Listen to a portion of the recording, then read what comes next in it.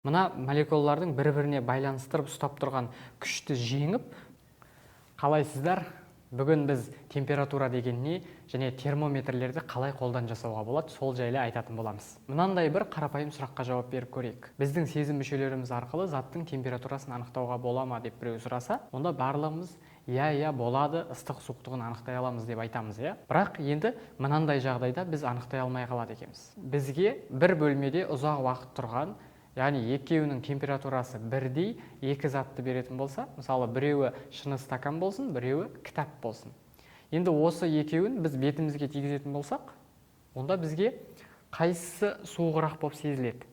Бізге әрине шыны стакан суық болып сезіледі. Яғни біздің денеміз алданып қалды. Бізге мына шыны стакан суық сияқты сезілді. Бірақ екеуінің негізі температурасы бірдей. Ол не үшін болды? Себебі мына шыны стаканның жылу өткізгіштігі жақсы, ал мына кітаптікі жылу өткізгіштігі нашар. Яғни бетімізге біз қойған кезде бетіміздің жылуын мына стакан тез алып қояды. Сондықтан біздің бетіміздің температурасы жылдам төмендеп кетіп, біздің бетімізге бір суық зат қойып жатқан сияқты сезіліп кетеді. Ал мына кітапты қойған кезде бұл жылуымызды тез алып үлгермегендіктен біздің бетіміз бұны жылы деп қабылдайды. Негізінде екеуінің температурасы бірдей. Осы сияқты көптеген мысалдар келтіре берсе болады. Мысалы, біз бір қолымызды ыстық суға салып, бір қолымызды суық суға салып қойып отыратын болсақ біраз уақыт. Содан кейін бір қолымыз ысыды, бір қолымыз мұздақ қалды. Екі қолымызды да жылы бір суға салсақ не болады? Біз екі қолымызды жылы суға салсақ, бір қолымыз күйе бастайды, бір қолымыз мұздай бастайды. Яғни судың температурасын біз анықтай алмай қаламыз. Біздің бір қолымыз ыстық көрсетіп жатыр, бір қолымыз суық көрсетіп жатыр. Неге?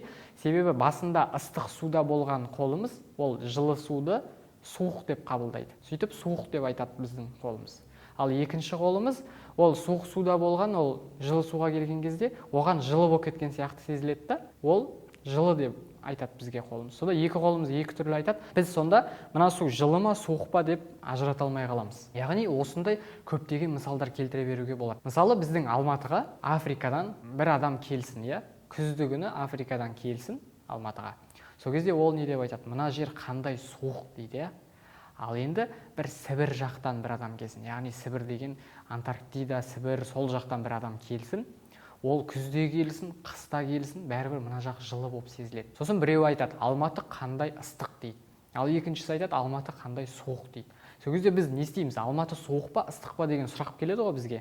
Енді соған жауап беру үшін бізге нақты жылулықты, яғни ыстық суықтықты нақты бір сандармен, цифрлармен айту керек болады. Бізге қаттырақ суық, азырақ ыстық деген сөздеріміз жұмыс жасамай қалды. Яғни оны барлық жерде бірдей түсіне алмайды. Яғни осы проблеманы шешу керек болды. Осы проблеманы шешу үшін температура деген шама енгізіледі. Ал енді сол температура деген не екендігімен танысайық. Температура деген не деген сұраққа былай оп-оңай жауап бере салуға болады.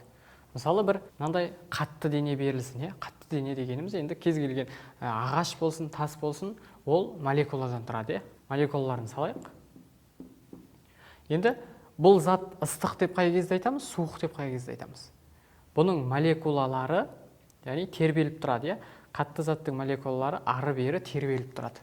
Ол қаттырақ тербелетін болса, онда оның температурасы жоғары деген сөз. Ақырын тербеліп тұрса, онда температурасы төмен деген сөз. Ал енді мынау мұз болған болса, бұл 0 градусқа дейін бұл жай тербеліп тұрды, молекулалары жай тербеліп тұрды. Бұны біз жылтып қаттырақ тербете беретін болсақ, онда бұл тербеліп тұрып, бұның тербелісі үлкейіп, бұның мына молекулалардың бір-біріне байланыстырып ұстап тұрған күшті жеңіп, бұл молекулалар жан-жаққа битіп бөлініп кетеді. Яғни бір осындай төртбұрыш форманы бұзып, бұл сұйық күйге өтіп кетеді. Яғни мыналар тербеліп тұрған күйден сұйық күйге өткен кезде молекулалары бұның бір жерде тұрады да тербеледі да екінші орынға ауыстырады, ол жерде тербеледі, тағы орын ауыстырады, бір жерде тербеледі, тағы орын ауыстырады. Яғни сұйықтың молекулалары осылай қозғалып жүреді. Ал енді бұған біз бұдан да жылу мөлшерін беріп, көбірек беріп, бұны жылтатын болсақ, ары қарай қыздыратын болсақ, отқа қойып. Бұл бір кезде тербеліп, орын ауыстырып жүреді ғой. Бұл енді тербеліп үлгермей, тек қана орын ауыстырып қалады. тек қана орын ауыстырып жүре береді молекулалар, бір-бірінен алыстап кетеді. Яғни бұл қандай күйге өтті деген сөз? Бұл газ күйге, яғни су бу күйге өтті деген сөз. Яғни осыдан біз молекулалар қалай қозғалатынын білдік және температура дегеніміз не екендігін білдік. Енді термометрлерді қалай жасауға болатындығын біліп алайық. Енді термометр не үшін керек болғандығын түсіндік, иә? Ал енді оны қалай жасады? Яғни біз қолданатын термометр градус Цельсиймен өлшенеді, иә? Ал енді ол термометрді кім жасағаны, ол онсыз да түсінікті болып тұр, иә? Цельсий деген бір кісі жасаған. Ол қалай жасады? Және ол термометр қалай жұмыс істейді? Соны айтып өтейін. Бір мынандай жіңішке трубкаға ішіне сынап құйып қояды. Яғни толтырып сынап құяды. Сосын бұл трубканы мынандай үлкен ыдыста су қайнап тұрады. Яғни бір ыдыстың ішінде су қайнап тұрады, сол ыдысқа әкеліп жаңағы сынап құйылған трубканы салады. Сол кезде сынаптың да температурасы жоғарылап, сынап төгіле бастайды. Енді мына жерден не үшін сынап төгіліп жатқандығы ол түсінікті, иә? Біз шайнекке су құйып, оны отқа қойып, енді қайнататын болсақ, онда судың көлемі үлкейіп, яғни асып төгіле бастайды. Дәл сол сияқты мына жерде сынаптың көлемі артып төгіліп жатады. Бірақ бұл төгіліп бір деңгейге келген кезде төгіліп тоқтайды. Яғни температура шексіз артып жатқан жоқ, қайнаған су 100 градус Цельсий болады. Сондықтан мына жерді Цельсий деген кісі сонда сынаптың төгіліп тоқтаған жерін 100 деп белгілейді. Сосын бұны алады да екінші бір ыдысқа салады. Ол екінші бір ыдыста мұз кесектері мен су араласып жатады. Яғни осыған әкеп салған кезде жаңағы жоғары деңгейде тұрған сынап деңгейі түсіп келіп бір жерге кеп тоқтайды. Көлемі азайып кеп тоқтайды. Енді бұл жерді Цельсий алады да 0 деп белгілейді. Яғни осы Цельсий деген кісінің белгілеуінің арқасында біз 0 градус Цельсий деп су мен мұздың араласқан температурасын айтамыз. Ал 100 градус Цельсий деп судың қайнаған температурасын айтамыз. Яғни осылай 0 градус пен 100 градус Цельсий пайда болды. Яғни сынаптың көлемінің өзгеруіне байланысты, осылай сынаптың температураға байланысты, өзгеруіне байланысты осындай шама шықты. Бұл тікелей судың қайнауы мен қатуына байланысты алынған термометр. Енді осы 0 мен 100-дің арасын теңдей 100 бөлікке бөліп, бір бөлігін 1 градус Цельсий деп айтамыз.